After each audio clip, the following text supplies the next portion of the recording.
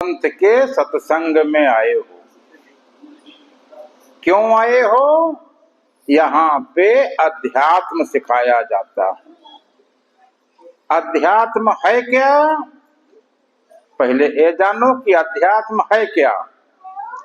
ये है जीव की यात्रा है। जो जीव है सभी के अंदर, सभी लोग जीव हो, तो जीव की यात्रा है। अध्यात्म एक यात्रा है, जीव की यात्रा। कहां से कहां तक है? जैसे आपने सुना होगा कि कश्मीर से कन्याकुमारी तक कौन यात्रा है? पशु से शुरू होती है और परमात्मा पे पूर्ण होती है। पशु से चलना है, परमात्मा तक पहुंचना है। बूंद से चलना है, समुद्र तक पहुंचना है। बूंद वाली कविता आप लोगों ने सुनी होगी। कक्षा 3 की किताब में हम जब पढ़ते थे तब वो कविता थी कि ज्यों निकल कर बादलों की गोद से थी अभी एक बूंद कुछ आगे बढ़ी। ऐसे ही बूंद कौन है? ये जीव है, बूंद है। किसका बूंद है? ईश्वर अंश जीव अविनाशी, चेतन अमल सहज सुख राशि। उस परमात्मा का अंश है, वो समुद्र है, जीव एक बूंद मात्र है। तो जैसे वो बूंद मन में सोच रही थी कि हमारा क्या होगा, धूल में गिर करके नष्ट हो जाएंगे या कहां जाएंगे, फिर क्या हुआ? सोचते सोचते उधर से एक ऐसी हवा चली कि वो समुद्र की तरफ पहुंची और वो एक सीप का मुंह खुला था, उसमें गिरी, मोती बन गई वो बूंद। तो ऐसे ही ये जो जीव है बूंद रूप में, एक ऐसी हवा चली कि आप सब लोग यहाँ सतगुरु पंथ के सत्संग में आ गए हो सकता है कि मोती बन जाए जीव, हो सकता है समुद्र बन जाए, हो सकता है समुद्र बन जाए। तो जीव की यात्रा जीव से पीऊ तक, बूंद से समुद्र तक, पशु से परमात्मा तक। पशु से चलना है। अब हम ये नहीं कहेंगे कि आप सब लोग पशु हो। वेदों में लिखा है एसाम न विद्या तपो न दानम ज्ञानम न शीलम गुणो न धर्म ते मृत्यु लोके भूभार भूता मनुष्य रूपेण मृगः चरन्ति। रूप तो मनुष्य का है, लेकिन है बिना सींग पूंछ के जानवर। और क्या? वेदों में तो लिख दिया गया कि अज्ञानी हो, लेकिन हम अज्ञानी नहीं कहेंगे। हम अज्ञानी क्यों कहते हैं? अब आप जो है सदगुरु पंथ के सत्संग में आ गए हो सकता है कि अज्ञान समाप्त हो। जब स्कूल जाते थे प्रार्थना करते थे परमात्मा से कि अज्ञान अविद्या दूर करें, तेरा निस्दिन गुणगान करें। हो सकता है कि अज्ञान अविद्या दोनों समाप्त हो जाएं, परमात्मा का गुणगान करने लगो। तो आप जो है अज्ञानी हो नहीं, अविद्या में हो नहीं, लेकिन लिख दिया गया है कि सकल अविद्या कर परिवारा। सब लोग अविद्या में फंसे हो, अज्ञान में फंसे हो, क्यों नहीं छूट रहे हो?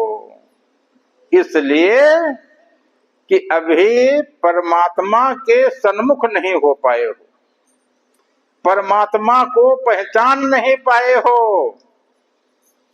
राम और रावण की रामलीला तो हमेशा हर साल हर जगह जगह पे गांवों गांवों में, यहाँ दशहरा में रामलीला सब लोगों को दिखाई जाती है कि देखो ऐसे रावण को मार देना है और राम की जय बोलना है, हम राम के साथ में रहेंगे।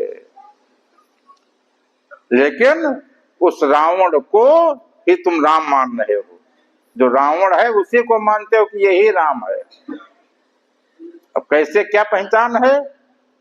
कैसे पहचानोगे कि राम कौन है, परमात्मा कौन है, रावण कौन है?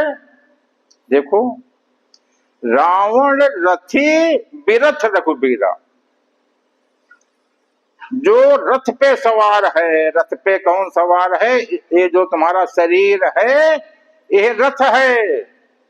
10 रथ, 10 इंद्रियों का रथ, 10 रथ इस शरीर पे, शरीर के रथ के ऊपर जो सवार है वो रावण है। तुम्हारा मन है यही रावण है। यह रावण रथी बिरथ रघुबीरा, वो परमात्मा शरीर के न अंदर है न बाहर है, शरीर पे सवार नहीं है। तो कैसे खोजोगे? शरीर में नहीं मिलेगा। जो शरीर में है वो तो रावण है, वो रथ पे सवार है। तुम उसी को परमात्मा मान रहे हो, धोखे में हो। कभी यात्रा नहीं पूरी होगी, यात्रा अधूरी रह जाएगी। कोट जन्म का पंथ था सतगुरु दया लखाए।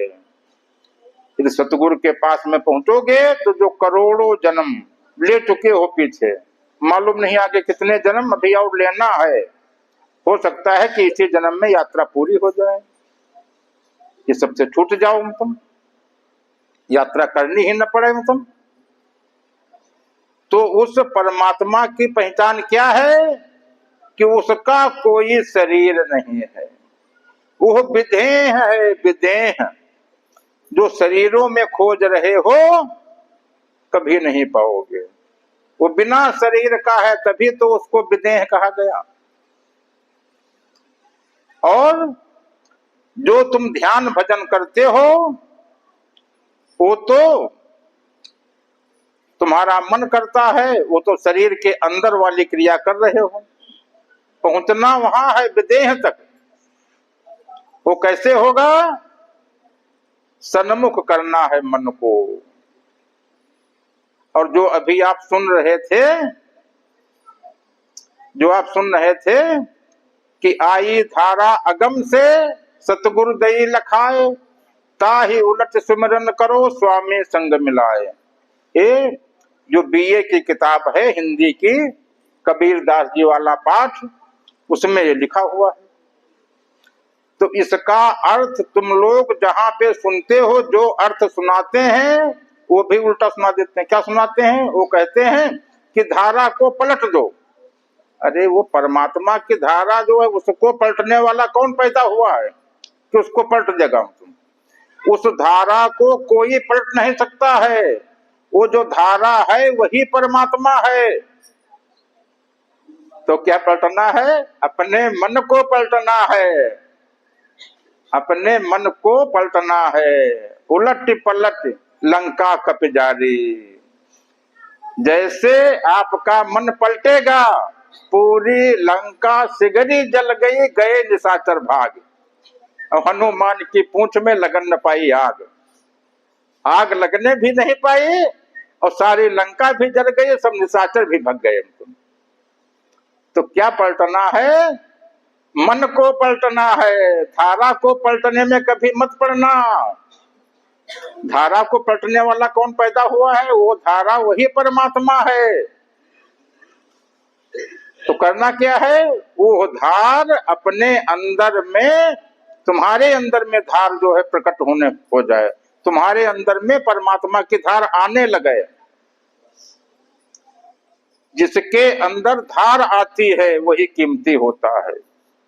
जैसे सियार के सियार सिंगी होती है, हाथी के गजमुक्ता होता है, ऐसे ही संत के वो धार होती है, परमात्मा की धार। जिसके अंदर वो धार प्रकट है वही संत है, और कोई संत नहीं है। तो क्या करना है? केवल वही धार सुना होगा कि उनमें वो धार आ रही है। तो वो धार जो है केवल उसी धार को जानना है, एक उसी धार को परमात्मा कहते हैं, उसी धार को अनामी कहते हैं, उसी धार को राधा स्वामी कहते हैं, उसी धार को परमेश्वर कहते हैं, उसी धार को सत्य नाम कहते हैं, उसी को सत्य कहा गया है, उसी को सार कहा गया है, उसी को आत्मा कहा गया है, उसी को परमात्मा कहा गया है। वही सबका सार है, वही सबका आधार है, उसका आधार कोई नहीं है। उस धार का कोई आधार नहीं है, हर जगह है, हर जगह।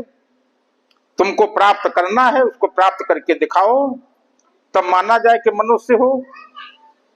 इसीलिए जन्म हुआ, इसीलिए मनुष्य का शरीर मिला।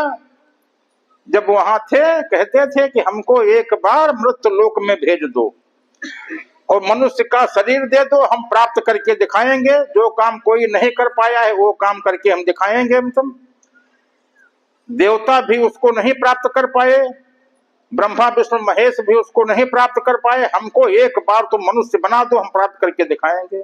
मनुष्य बना दिया गया। अब इधर उधर जो है दौड़े दौड़े घूम रहे हो, अब समझ में नहीं आता क्या करें क्या करें। तुम तो क्या करना है, वो धार, उस धार को प्राप्त करना है, प्रकट नहीं करना है। वो प्रकट नहीं होती है, उसको तुमको प्राप्त करना है, प्रकट नहीं करना है। क्योंकि जो चीज प्रकट होगी नष्ट हो जाएगी। धार प्रकट नहीं होती, धार हर जगह है। धार हर जगह है कि जैसे तुम्हारे मोबाइल की तरंगे, टीवी की तरंगे हर जगह पे मौजूद हैं। अपने छत के ऊपर एंटीना लगा दो, अब तुम तरंगे कैच हो जाएंगे जहां मन हो। चाहे मतलब लंका देखो, चाहे पाकिस्तान देखो, तुम अपने टीवी में वो लगा लो, देखो तुम। तो ऐसे ही आत्मघट केवल प्रकट करना है, प्रकट करना है आत्मघट। परमात्मा को नहीं प्रकट करना, परमात्मा प्रकट नहीं होता है। तो जैसे ही एंटीना लगेगा छत पे, तुरंत टीवी जो है ऑन हो जाएगी। जहां चाहो फ्रीक्वेंसी बदल करके वहां का पूरा हाल देख लो। तो एंटीना क्या है, आत्मघट। अभी केवल दो घट तुम्हारे पास में है, तन घट और मन घट। आत्मघट अभी है नहीं। आत्मघट को ही घट कहा गया है। सब घट मेरो साइया, खाली घट ना कोय, और बलिहारी वा घट की जा घट पर घट होए। जिसके अंदर वो आत्मघट प्रकट हो गया, उस जैसे आत्मघट प्रकट होगा वो धार उसी के ऊपर गिरने लगेगी। और जैसे तुम्हारे में धार आने लगेगी, फिर तुम्हारे बराबर कोई नहीं। ब्रह्मा विष्णु महेश सभी देवता, नारद शेष महेश विधि आगम निगम पुराण, नेति नेति कही दासु गुण करहि निरंतर गान। सब जो है उसको नेति नेति कहे गए, तुम्हारे में उधार आने लगेगी। मतलब उधार प्राप्त करना है, प्रकट नहीं करना। प्रकट करना है आत्मघट। आत्मघट प्रकट जैसे होगा वैसे उधार, और कुछ नहीं करना है, दूसरा कुछ काम नहीं है। पूरा अध्यात्म क्या है, केवल वो धार है। पिछली बार में यहाँ पे कविता सुनाई गई थी, भक्ति तो है गंगा की धार, भक्ति तो है गंगा की धार।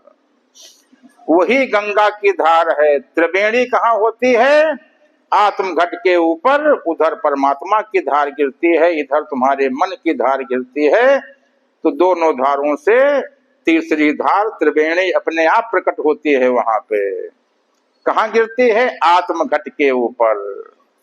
जो प्रार्थना करते थे उसमें इस प्रार्थना में है कि आत्मघट कैसे हो प्रकट, भेद इसका दीजिए। हमारे अंदर में और कुछ करने नहीं, दूसरा काम, केवल आत्मघट प्रकट हो जाए, दूसरा काम नहीं करना है।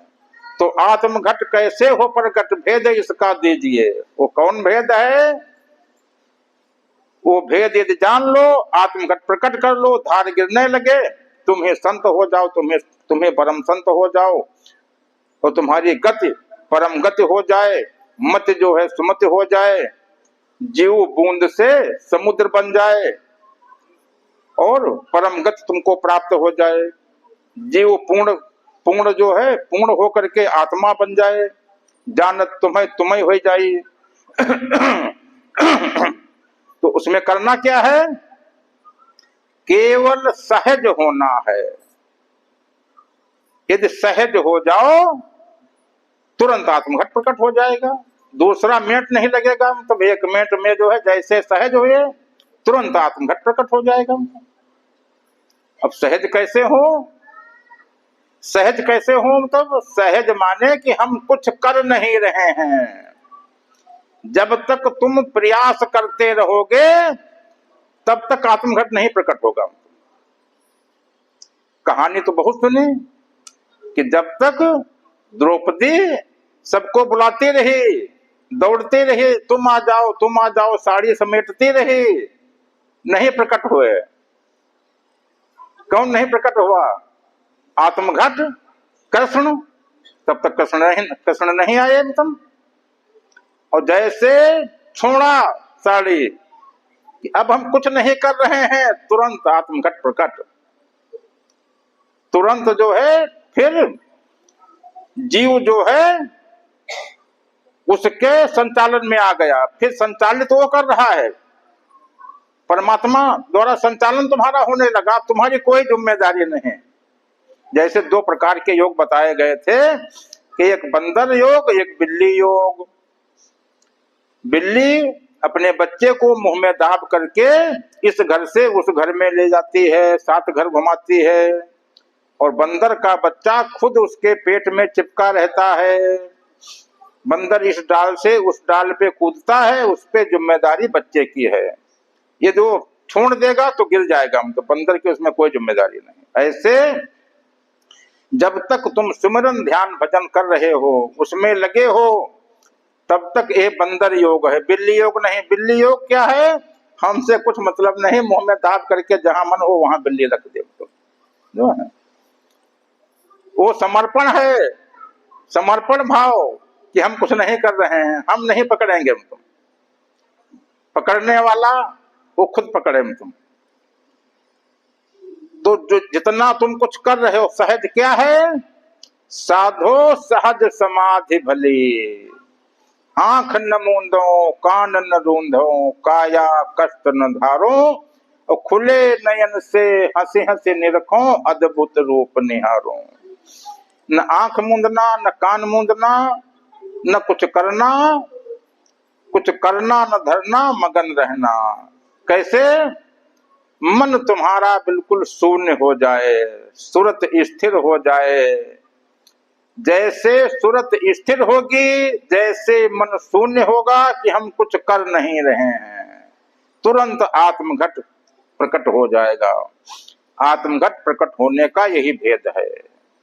और जैसे आत्मघट प्रकट होगा तुरंत वो धार उसके ऊपर गिरने लगेगी। यही अध्यात्म है, इसके आगे कोई अध्यात्म नहीं है। तो यह कहाँ होता है? जो सतगुरु होता है, सतगुरु पंथ में जो भक्ति बताई जाती है, तो पहली भक्ति क्या है? पहली भक्ति अतत्व बताओ है। अभी तक जितनी भक्ति आपने की है तो तत्वों की भक्ति की है। तत्वों की भक्ति क्या? कान बंद किए जो अनहद नाद सुने वो आकाश तत्व है। श्वास खींचा, अजपा जाप जपा, प्राणायाम किया, ये वायु तत्व है। तो तत्वों की भक्ति अभी कर रहे हो, तो इस तत्वों की वो परमात्मा अतत्व है। तो तत्वों की भक्ति नहीं करना है, पहली भक्ति अतत्व बताओ है। जैसे उसमें नवधा भक्ति आपने सुनी थी, और नवधा भक्ति सतगुरु पंथ की क्या है कि पहली भक्ति अतत्व बतावे, दूसर मन सन्मुख करवावे। सतगुरु का काम क्या है कि एक तो तुमको अतत्व की भक्ति बतावे करने को, सुमरन ध्यान भजन न बतावे। और नंबर 2 पे क्या है, दूसर मन सन्मुख करवावे, तुम्हारे मन को सन्मुख कराना है। किसके? वो परमात्मा तो अभी प्रकट नहीं है, तो किसके सन्मुख करोगे तुम? कैसे कैसे सन्मुख होगा मतलब? वो जैसे मन शून्य होगा तुरंत आत्मघट प्रकट हो जाएगा और मन उसके सन्मुख अपने आप हो जाएगा बिना कुछ किए हुए। तुम्हारे मन करने से तुम्हारी पकड़ में नहीं आएगा कि मन इधर से पकड़ करके इधर को तुम मुंह घुमा दे, तुम मुंह घुमाने से नहीं होगा। जैसे मन शून्य होगा तुरंत आत्मघट प्रकट और आत्मघट के सन्मुख मन हो जाएगा। उधर वो धार गिरने लगेगी तो परमात्मा सन्मुख हो जाएगा। और सन्मुख हो जीव में जब ही जन्म कोटि अघनाश है तब ही सन्मुख होना बताया गया है। कुछ और ये भी बता दिया गया कि क्रिया कर्म से न्यारा है, तुम यहाँ क्रिया कर्म में लगे पड़े हुए हो। तो दूसर मन सन्मुख करवावे और तीसर घट पर घट करवावे, जो आत्म घट है उसको प्रकट करवावे, तो सतगुरु का काम है। तीसरी भक्ति है कि आत्म घट प्रकट हो। और चौथा परम धार लखवावे, वो जो परम धार है उसी धार को परम कहा गया। जैसे धार गिरने लगेगी परम गति में आ गए, मत भी परम हो गई, गति भी परम हो गई और परम पद भी मिल गया और संत की जगह पे परम संत हो गए। जितना कुछ है सब में परम लगा दो, जितनी चीजें जो कुछ जानते हो सब में परम लगा दो, तुम परम बन गए। जो बोलोगे वो परम वाणी होगी, वेदों शास्त्रों से आगे की वाणी होगी, परम वाणी होगी।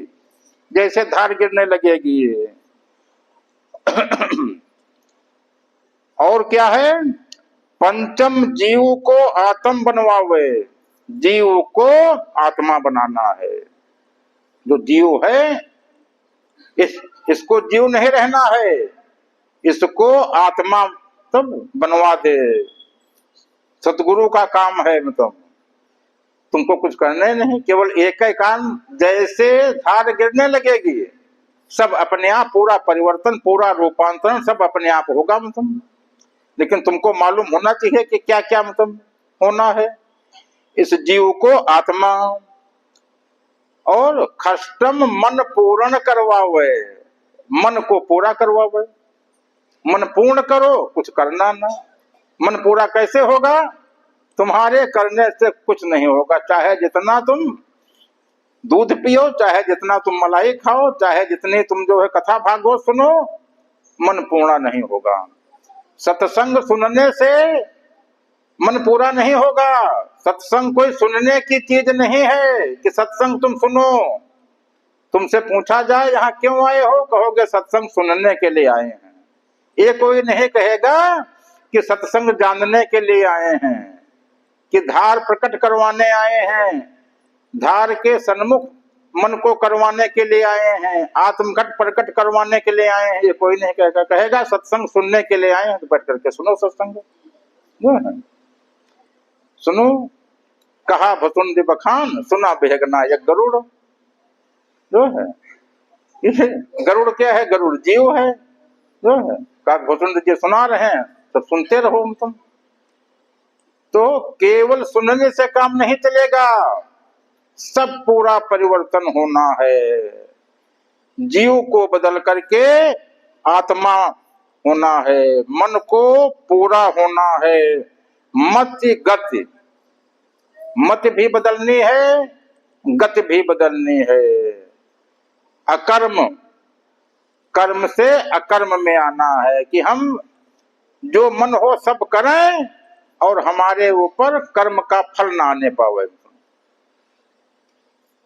तो जैसे मन सन्मुख होगा तुम कुछ करोगे ही नहीं, तब करने वाला वो हो जाएगा परमात्मा, परमात्मा द्वारा संचालित होगे। तब जो भी तुम करोगे तुमको कोई फल नहीं, चाहे जो करो।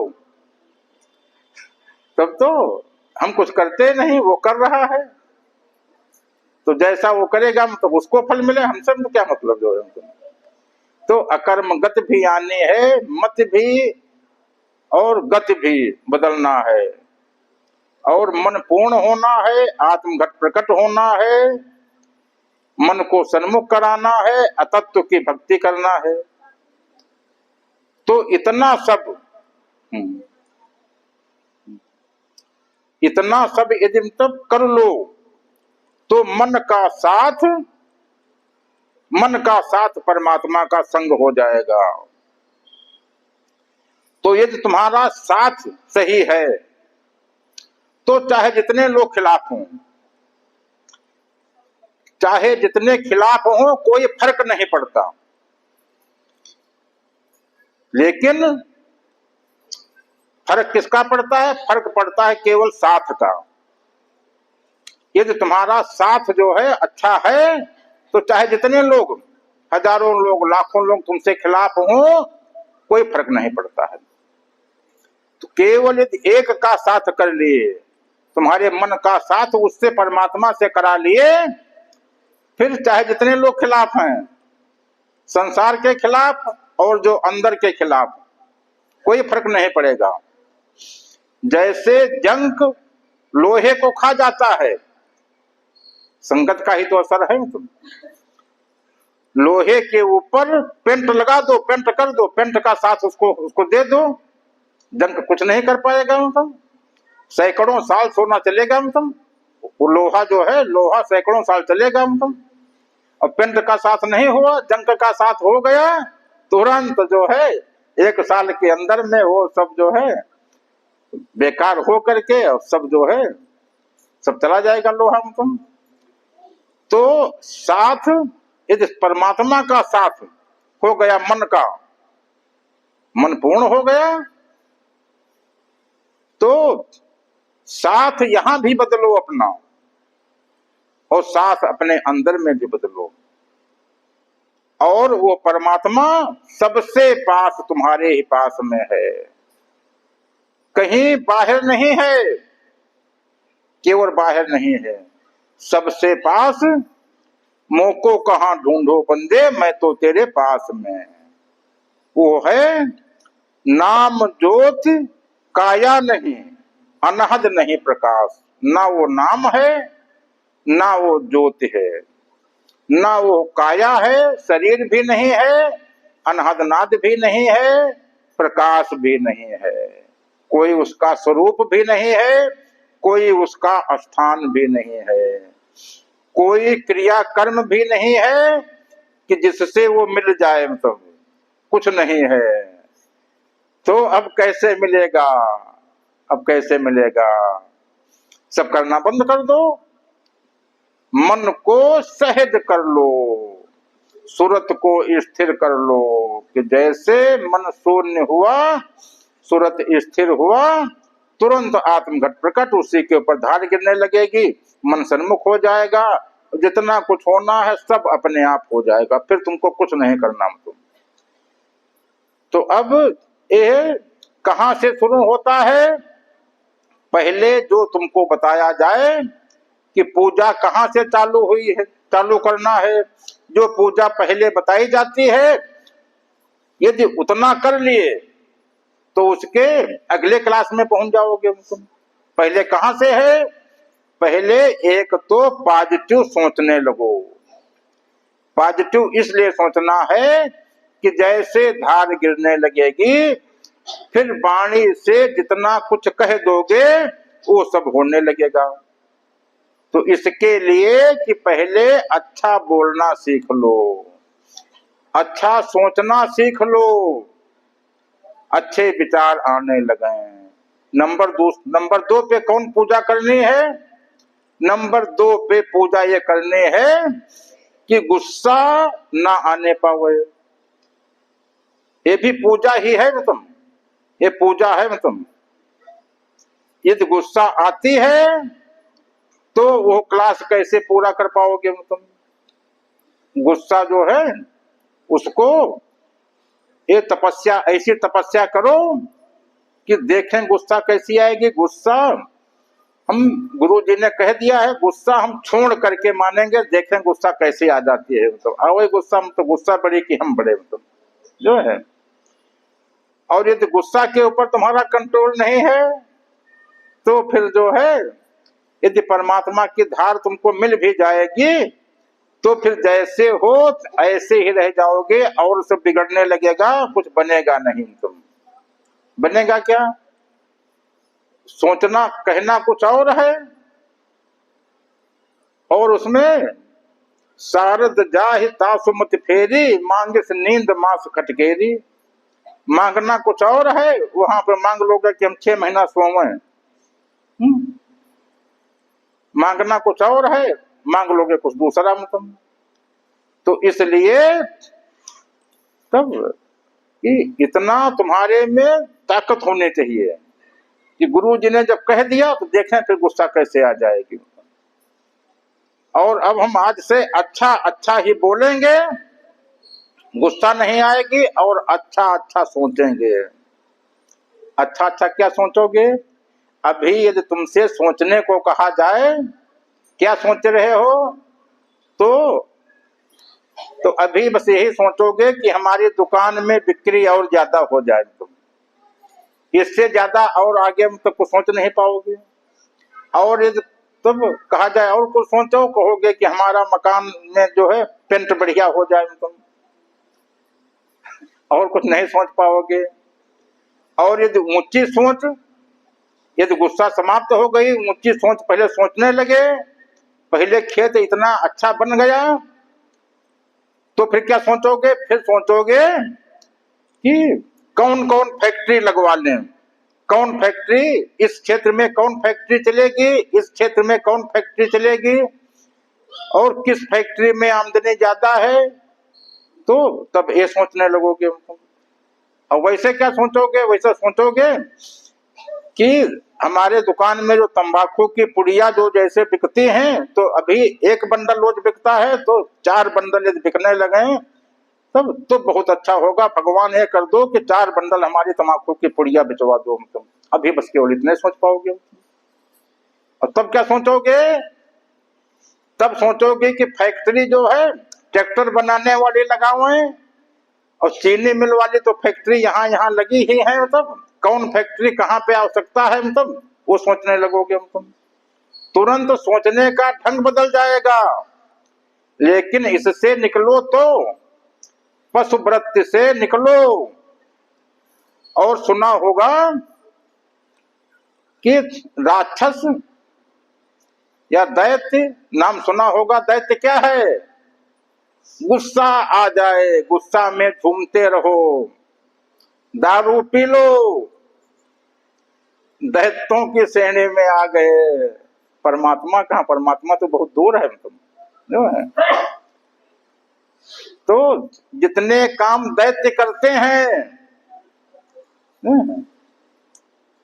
वो सब छोड़ करके सम अवस्था में आ जाओ, सोच ऊंची कर लो,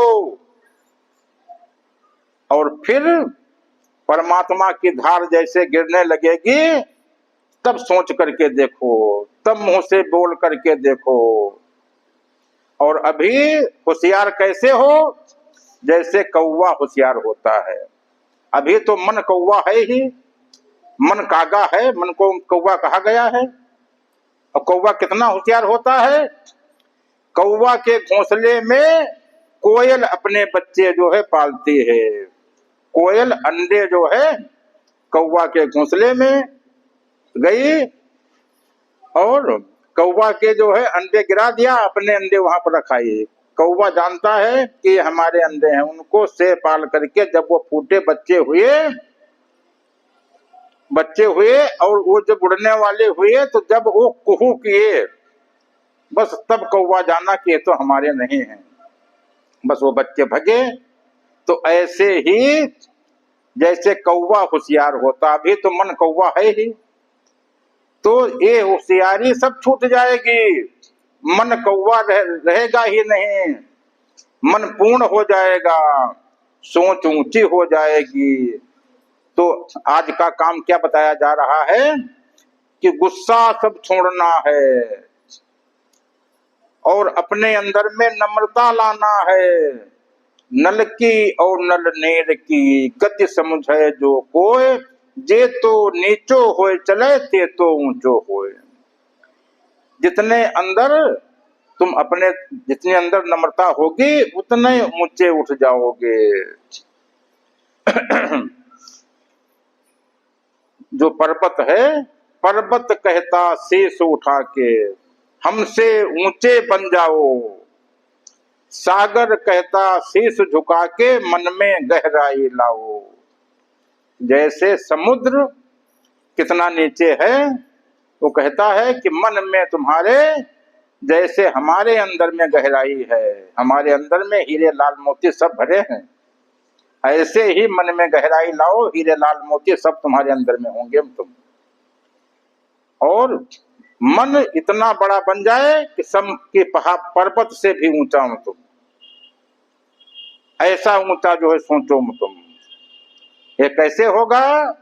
पहले शुरू से इस रास्ते पे, सदगुरु पंथ के रास्ते पर चलना तो सीखो तुम। अभी तो चल रहे हो दूसरे रास्ते पर, अभी दूसरे रास्ते पर चल रहे हो, अभी उस रास्ते पर पैर रखा ही नहीं है तुम। जिस रास्ते पर चलना है, जिस रास्ते पर अभी चल रहे हो, यह रास्ता छोड़ करके उस रास्ते पर पैर रखना है और उस परमात्मा को प्राप्त कर लेना है, उस परमात्मा को प्राप्त कर लेना है। उसके लिए घर में प्रैक्टिस करो कि मन कोई विचार ना होए। कितनी देर हम शून्य अवस्था में रह सकते हैं? मन शून्य, सूरत कहीं इधर उधर भग नहीं रही है। जैसे ऐसा होगा तुम्हारे घर पे ही आत्मघट प्रकट हो जाएगा, धार गिरने लगेगी। और दर्शन किसके किए जाते हैं? जिसमें धार गिरती है।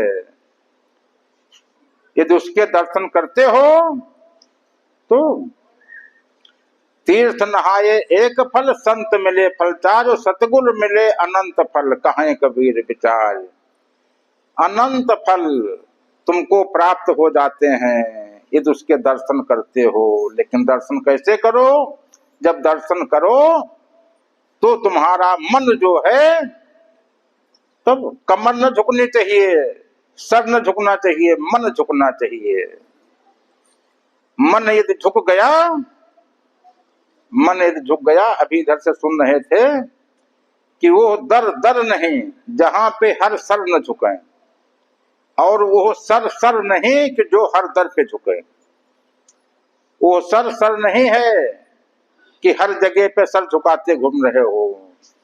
जिस दिन धार प्रकट हो जाएगी उस दिन से कहा जाएगा कि अब कहीं पे सर नहीं झुका सकते हो। अब जो है इसमें धार प्रकट हो गई है, अब ये सर वो सर नहीं रहा कि हर जगह पे झुकाओ, और वो दर दर नहीं कि जहां पे हर सर न झुके तुम। वो दर क्या है? वो दर परमात्मा का है, सतगुरु का है। क्यों है? क्योंकि उसमें धार प्रकट है। जब धार जहां प्रकट है वहीं पे सभी सर तब झुकेंगे तब। और तो वो रास्ता, बाकी जो रास्ते हैं सब छोड़ो, उस परमात्मा के रास्ते पर चल दो। उसकी तरफ एक कदम चल के तो देख, तेरे सब द्वार न खोल दूं तो कहना। जैसे ही उसके रास्ते पर चलोगे तुम्हारे लिए सब द्वार खुल जाएंगे। सब द्वार कौन? अभिमन्यु 6 द्वार केवल तोड़ने को तुम उसको मालूम था, 7वां द्वार तोड़ने को नहीं मालूम था। तो इस जीव को 7वां द्वार तोड़ने का भेद जो है सीखना है। 6 द्वार जो है वो तो सबको मालूम है, जितने लोग हो 6 द्वार तोड़ने को सबको मालूम है। 6 चक्र तोड़ने को सबको मालूम है, 7वां चक्र जो है कैसे पार करोगे केवल ये नहीं मालूम है। 7वां द्वार जैसे तोड़ने को मालूम हुआ, अभिमन्यु को यदि मालूम होता क्यों मारा जाता वहां पे। तो ऐसे ही ये जीव 6 द्वारों में पड़ा रहेगा। यदि 7वां द्वार तोड़ने को नहीं सीख पाया फिर वहीं पे मार दिया जाएगा, फिर अगला जन्म होगा, फिर जो है मतलब फिर ऐसे ही जन्म चलते रहेंगे। तो सातवां द्वार कैसे टूटे इसका भेद जैसे जानोगे, तुरंत सातों द्वार जो है तुरंत टूट जाएंगे मतलब, और विजयी तुम होगे मतलब। तो यह जो बताया गया इसकी प्रैक्टिस करना है। सत्संग प्रैक्टिकल है, प्रैक्टिकल ज्ञान को सत्संग कहते हैं। सत्य का संग मन को हो जाए, इसको करना है। केवल सुनना नहीं है, जितना कुछ सुनो उस रास्ते पर चल करके उसको प्राप्त करो। और जिस दिन प्राप्त हो जाएगा यात्रा पूरी, फिर कहीं नहीं चलना है। जिस दिन धार प्रकट हो जाएगी उस दिन से पूजा पाठ सुमरन ध्यान भजन सब करना बंद। उस दिन से फिर कोई संत कोई पूजा नहीं करता है, कोई पूजा नहीं करता। फिर तुमको कुछ नहीं करना है,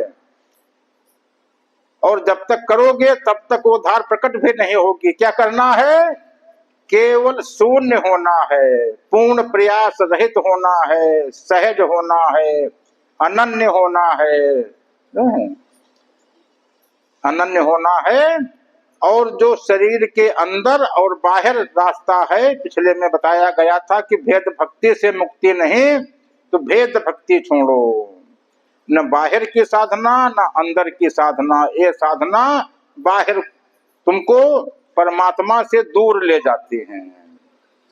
परमात्मा की तरफ वाली साधना क्या है? जिसमें हम कुछ करते नहीं हैं, केवल हमको आत्मघट प्रकट करना है। वो रास्ता क्या है?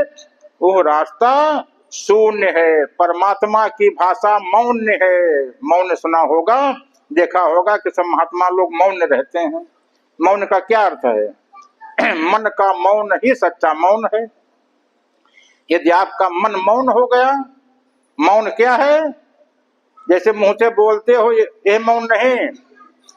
मन मगन हुआ तो क्यों बोले, आधी थी तो छल छल करती भरी गगरिया क्यों बोले। मन कैसे मगन होगा, कैसे मौन होगा? मन शून्य कर दो, मन नहीं बोलेगा। वैसे कहीं ये बात सोच रहा है, कहीं वो बात सोच रहा है, सब विचार मन में चल रहे हैं। विचार मुक्त अवस्था में आना है। फिर जैसे धार प्रकट होगी, जैसे आत्मघट प्रकट होगा, धार गिरेगी, तुरंत फिर मन जो है, फिर मन को हिलाओ डुलाओगे भी कि उठो, इधर को ये बोलो, विचार करो, फिर भी कोई विचार नहीं आएंगे, फिर कोई विचार नहीं आएंगे। इधर से इधर को हिला दो, उधर से उधर को हिला दो, जिधर हिला दिया उधर जो है मन पड़ा है। और फिर जो विचार आएंगे बहुत ऊंचे ऊंचे विचार आएंगे, मतलब फिर ये छोटे विचार नहीं आएंगे मतलब। तो ये यात्रा है, अध्यात्म यात्रा है, उस पे तुमको चलना है। उस गली पे तुमको सत्य लोक वाली गली पे चलना है। तो उस गली पे कौन चलेगा? जीव चलेगा।